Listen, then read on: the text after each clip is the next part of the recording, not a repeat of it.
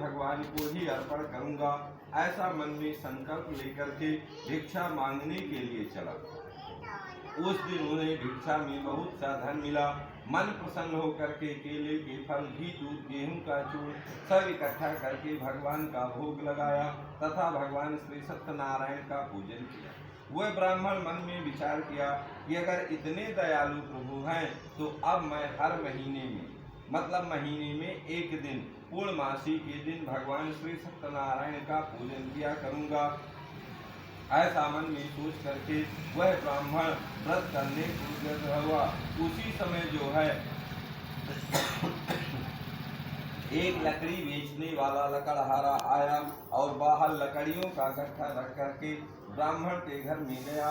प्यास से दुखी लकड़हारे व्रत के उसे देखा और पूछने लगा, हे ब्राह्मण देवता, आप क्या करते हैं? इसके करने से क्या फल मिलता है? ब्राह्मण कहने लगे, ये भगवान श्री सत्यनारायण का पूजन है, इन्हीं की कृपा से संध्यान की वृद्धि हुई है। लकड़हारा जो है लकड़ी बेचने वाला मन में विचार किया कि आज लकड़ी बेचने से जो धन प्राप्त होगा उसे मैं भगवान को ही अर्पण करूंगा। ऐसा मन में विचार थे, क्योंकि उनके घर में कोई संतान नहीं थे। लीलावती भद्रशिला नदी के किनारे राजा और रानी भगवान श्री सत्यनारायण का पूजन करते थे। क्योंकि उनके घर में कोई संतान नहीं थी, वहाँ एक साधु वैश्य आया। नौका को किनारे ठहरा करके राजा से पूछने लगा, हे राजन, आप इतनी प्रसन्नता से कौन से देवता का पूजन करते हैं? राजा कहने लगा, मेरे घर में कोई संतान नहीं है। संतान प्राप्ति के लिए भगवान श्री सत्यनारायण का पूजन किया जा रहा है। राजा का वचन सुनकर के बनिया ने कहा, मेरे घर में भी संतान नहीं है, निश्चय ही संतान होगी। इस तरह राजा से व्रत का समाचार सुन करके और पूजा की विधि जान करके घर में जा करके अपनी स्त्री से बताया कि जब हमारे घर में कोई संतान होगी तब हम भगवान का पूजन करेंगे।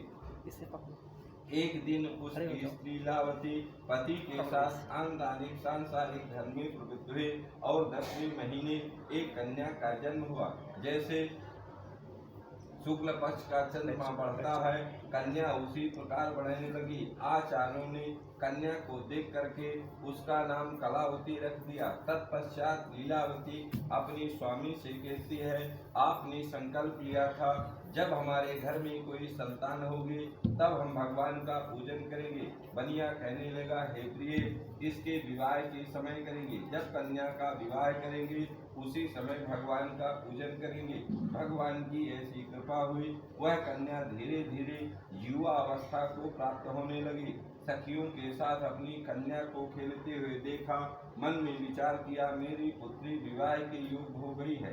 दूतों को बुलाया, दूत कंचन नगर को गए और वहां से वैश्य पुत्र को ले आए। गुण युक्त वैश्य पुत्र को देख करके जाति बंधु बांधव सहित संतुष्ट होकर के अपनी कन्या का उस वर के साथ विवाह कर दिया। प्रारब्ध से व्रत करना भूल गया, जिसके कारण